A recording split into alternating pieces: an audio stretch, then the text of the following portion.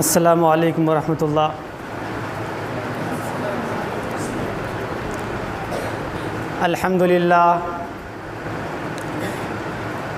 अल्हम्दुलिल्लाहि रब्बिल आलमीन वस्सलातु वस्सलामु अला सय्यिदिल अंबियाइ वल मुरसलीन।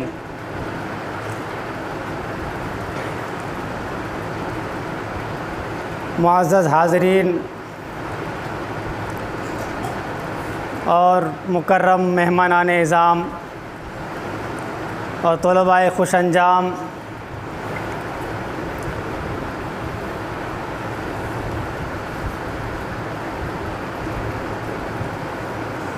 दरअसल बात तो हमारे हज़रत मुफ्ती साहब या हमारे इस जो आप एक ख़ूबसूरत सा गुलशन देख रहे हैं और एक यहाँ पर जो तरह तरह के फूल आपके सामने मौजूद हैं, जिनके सीनों में अल्लाह पाक का पाकीज़ा कलाम मौजूद है, ये बात बताने से मैं गुरेज़ नहीं कर सकता कि इसका असल मुहर्रिक और जिनकी वजह से हम और आप इन तलबाए नेक नाम को देख पा रहे हैं और जिनकी तवज्जह और जिनकी काविशों और कोशिशों की बदौलत हज़ारों सीनों के अंदर मुक़द्दस कुरान की पाकीज़ा आयात समा गईं, ये जिनकी करम नवाज़ी है, जिनकी तवज्जो का समरा है, वो कोई और नहीं, वो हमारे हज़रत अलहाज हाफिज़ व कारी जनाब रबीउल हक़ साहब हैं, जिनकी वजह से हम और आप ये आबाद और शादाब गुलशन देख पा रहे हैं। और दीगर कारकुनान भी हैं जो मुसलसल हज़रत के हुक्म पर इस गुलशन को सींचने में और इस बाग़बान के हुक्म की तामील में और इसको सींचने संवारने में मसरूफ़ हैं। तो ये यकीनन हम सब के लिए इंतहाई दिल से मशकूर और ममनून होने वाली बात है कि हम जिन हज़रात की वजह से इस गुलशन में हैं और जिन लोगों की तवज्जों की वजह से हम इन जैसे नायाब और कमयाब फूलों को देख पा रहे हैं, वाकई में एक दिल में खुशी होती है। और आज बल्कि किसी शायर ने कहा है, मुझे सही से तो याद नहीं है, लेकिन हो सकता है पहली बार कह रहा हूँ, हो सकता है थोड़ा इधर उधर भी हो जाए या भूल भी जाऊँ। उन्होंने कहा है कि शुक्रिया ए हाफिज़ो करते रहो हरदम अदा, शुक्रिया ए हाफिज़ो करते रहो हरदम अदा, कि हिफ्ज़ कुरान के लिए अल्लाह ने जो चुन लिया। शुक्रिया ए हाफिज़ो करते रहो हरदम अदा, कि हिफ्ज़ कुरान के लिए अल्लाह ने जो चुन लिया। और 10 अजीज़ों की सिफ़ारिश का तुम्हें मुज़्दा मिला। 10 अजीज़ों की सिफ़ारिश का तुम्हें मुज़्दा मिला। इससे बढ़कर हिफ्ज़ कुरान की भला हो क्या सिला, इससे बढ़कर हिफ्ज़ कुरान का भला हो क्या सिला। और हिफ्ज़ कुरान के अल्फाज को तो कर लिया, हिफ्ज़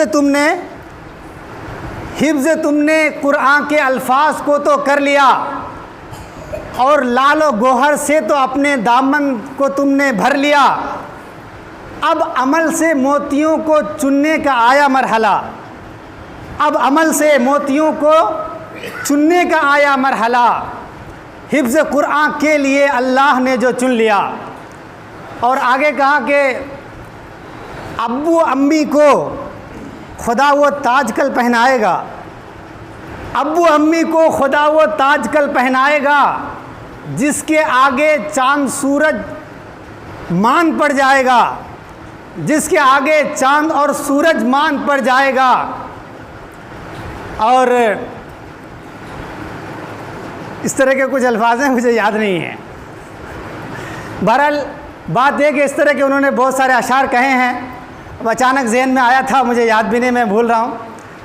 और तो बात यह कि ये जो हाफिज़ कुरान है, ये जो कुरान की फजीलत है कि ये आयात दिलों में समा जाते हैं, वरना कुरान से जो पहले की जो किताबें हैं, तौरात है, ज़बूर है, इंजील है, इस तरह की किताबों का कोई हाफिज़ नहीं होता था, उनको देख कर पढ़ा जाता था। और उन किताबों का हाफिज़ सिर्फ वक्त का नबी होता था, सिर्फ वक्त का नबी, और वो भी साल में एक मौके पर उस किताब की तिलावत होती थी। पूरे कुरान को एक दिन सिर्फ सुनाया जाता था, वो भी देख करके। और जो हाफिज़ होता था तो वो सिर्फ कुरान का हाफिज़ वक्त का नबी होता था। यही वजह है कि किताबों में लिखा है कि एक मरतबा तौरात, और पूरी ज़मीन पर एक ही नुस्खा होता था, एक ही नुस्खा, एक ही किताब होती थी। ये जो हर जगह कुरान का नुस्खा मिल रहा, ऐसा नहीं होता था, एक ही नुस्खा होता था और उसी नुस्खे को पढ़ते थे। एक मरतबा ऐसा हुआ कि तौरात का नुस्खा गुम हो गया। तौरात का नुस्खा जो गुम हो गया, अब मिल नहीं रहा नुस्खा। फिर अल्लाह ने हज़रत उज़ैर अलैहिस्सलाम को नबी बनाकर मबूस फरमाया, और फिर हज़रत उज़ैर अलैहिस्सलाम आए और आकर पूरा तौरात का पूरे उसके सफ़ात ज़बानी सुना दिए। वो नबी थे। तो जाकर यहूदियों ने हज़रत उज़ैर अलैहिस्सलाम के लिए ये दावा कर दिया कि ये अल्लाह का बेटा है। यहीं से वो दावा शुरू हुआ था कि कुरान मुक़द्दस, ये तौरात को ज़बानी कोई कर ही नहीं सकता, उसको अपने दिल में कोई ले ही नहीं सकता। इसने पूरे तौरात को अपने जो है ज़बानी सुना दिया है, ये खुदा का बेटा है, उसने ये दावा कर दिया। बहरहाल तो ये जो साबिक़ीन अंबिया हैं, उनकी जो किताबें हैं, ये कोई भी इसको, कोई उसकी उम्मती में से कोई याद नहीं कर सकता था। ये इस कुरान की बरकत और ये हुज़ूर पाक सल्लल्लाहु अलैहि वसल्लम की उम्मत का ये एजाज़ है कि कुरान करीम इनके सीनों में महफूज है। और यही कुरान करीम, जैसा कि आप जानते हैं कि जब हदीस में आया कि जो वालिदैन हैं, वालिदैन को ऐसा ताज पहना जाएगा जिसकी रोशनी सूरज के रोशनी से भी ज़्यादा तेज़ होगी। तो अब ये बताइए कि बच्चों का क्या आलम होगा, जिनके वालिदैन को ये एजाज़ दिया जाएगा, उनके बच्चों का क्या आलम होगा। हदीस पाक में है, अल्लाह के रसूल सल्लल्लाहु अलैहि वसल्लम फरमाते हैं, यजीउ यौमल कुरान, यजीउ यौमल क़ियामति अल कुरान, कुरान क़यामत के दिन आएगा और कहेगा, वो यक़ूलु या रब्बी हल्लिहु, और कहेगा कि ऐ हाफिज़ कुरान सामने रहेगा और कुरान निकल कर सामने आ जाएगा और आकर अल्लाह से सिफारिश करेगा और कहेगा कि ऐ अल्लाह, इस हाफिज़ कुरान को पहनाइए।